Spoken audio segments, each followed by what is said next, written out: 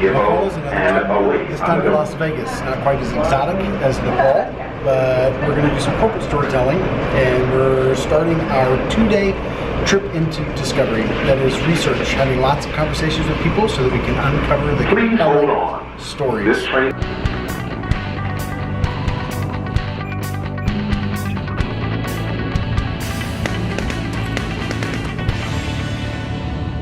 Lots of times, even though you're flying domestically inside the United States, it's cheaper if you get what's called a connecting flight. That means you land in a city before you land in your destination city. So I'm in Detroit for about 20 minutes.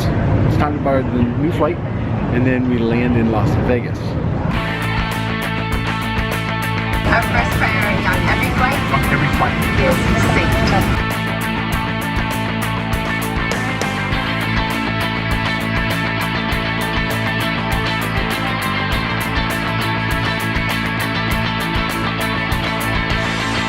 We've arrived in Las Vegas, and you know that you're in the Las Vegas airport because there is a very unique feature that only happens in this airport and no other airport in America. Slot machines. Look at this thing. I don't even know what it is. I know that you guys probably would, but for you fellas, I'm going to make sure that I write it. This is for you.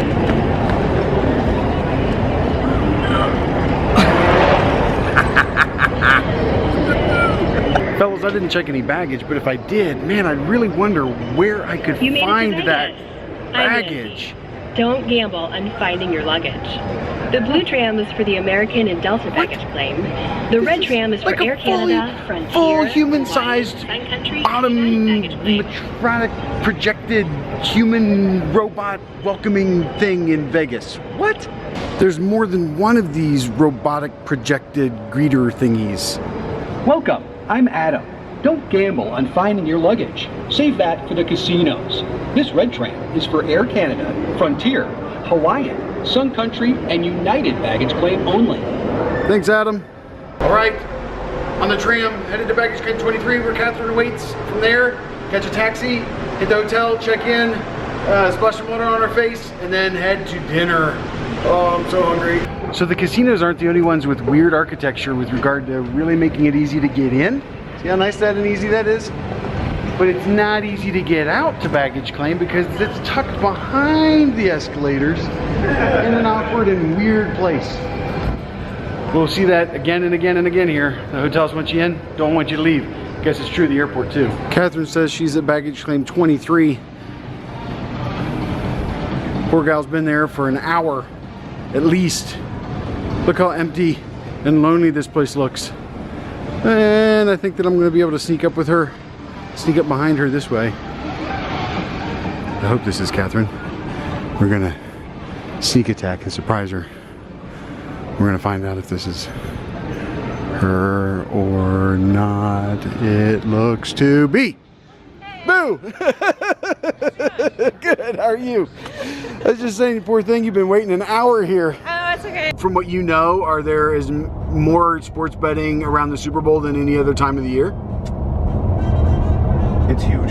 You're right, okay. So, yeah, March to quantify Madness is it, big too, though. right, sure, that makes sense. That's a big one, just because there's so many games that they can bet. Yeah, yeah. But for a single event, nothing tops Super Bowl. Right.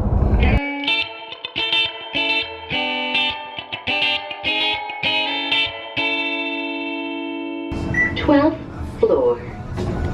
This is one of the small pleasures when you travel. That moment when you put your key in your hotel room for the first time and you get to kind of see where it is that you're going to be living for the next couple of days. Let's check this room out. Let's see.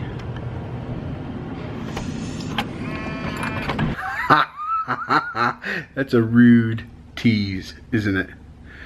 Well, I am going to give you a tour of the room tomorrow night. Let's just say that we hit the jackpot. But since then, I got settled in, went downstairs, had some dinner with Catherine, and we talked about the game plan for the next 2 days so that we're fresh, we don't overlook anything. We have exhausted our ideas with regard to all of the different things that we need to be sure to cover in our discovery while we're here so that we can make the best of having face-to-face conversations with people and diving in and discovering the story as it relates to our corporate client. And now I am exhausted as it is roughly 11 o'clock at night here Las Vegas time, which is 1 o'clock in the morning Eastern. And I got up this morning at roughly 5 o'clock. So anyway, I'm gonna get some shut-eye and then we're gonna get to work first thing in the morning. Good morning. When you stay at the Hard Rock Cafe, they are jamming at 6 o'clock in the morning. They just don't care. Oh, also, is the picture all grainy? It's low light. Yeah, when you're a rock and roller, you really don't want the bright lights. At breakfast, fellas, and still with the rock and roll, can you hear it in the background? Just screaming everywhere. It's relentless. They won't give up. All right, Carrie, you will appreciate this. I just am becoming Grandpa Hubie. It's official. I am wrapping my English muffin in a napkin, and it is going in my pocket for later today. God help us. I'm Grandpa already, and I'm only 41.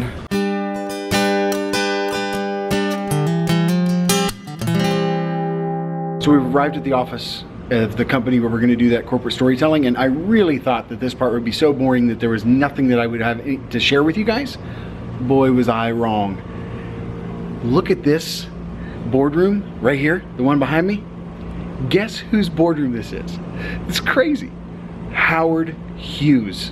True story, he had this entire place built and this was his exact boardroom. In fact, they say that those little writing pads that are on the conference table might have been original from when he occupied the building.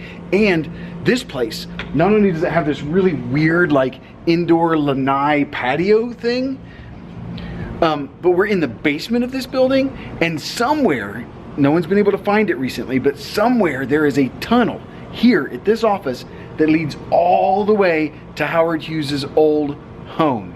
So open up Wikipedia, type in Howard Hughes, hit search, and read all about this guy. Incredible, incredible story. And I spent the day in his conference room. How cool is that? There's an employee birthday party that we're going to tonight, so we've stopped in Albertsons to grab some cupcakes and a cake. But look at what is in the grocery. Yep, slot machines in the grocery. True story. They're everywhere. Right? Isn't that cool? Yeah, it's really cool. It's so loud. They have jets. You can hear them go off. It's 6 o'clock in the morning. It's the last day that we're here in Vegas, and I promised you a tour of the room. So let's do it quickly just before I check out. So right when you walk in the door, look at that. Ooh, mini bar. And then whoop, living room. How cool is that, huh? And then got the TV in the center console. Got a nice office, place to work there. And then of course, as to be expected, a swanking bedroom.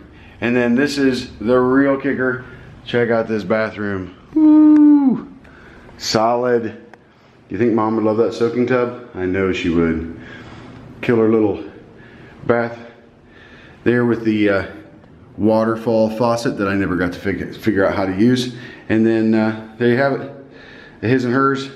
That's it. How's that for a killer suite?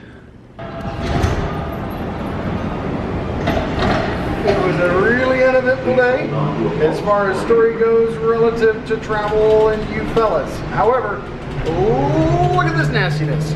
Oh! I've done something to my eyeball. Oh!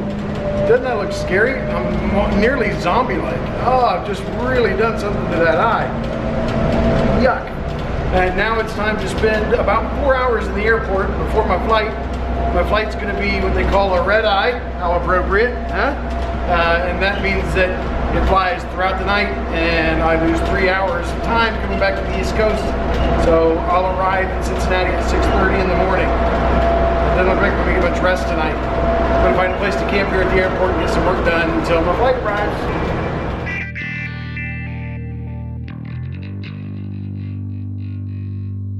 Map of the D-gates. Need to find some place to camp for 4 hours. I could use free Wi-Fi A place to sit down and get a good bite to eat. What do you think? Any suggestions? Okay, we're to the plane. Time to try to get some sleep. Our journey started on this tram at CVG, and our journey ends Please hold on. the This train is approaching concourse A. CVG. Exits to your right for all gates serving American.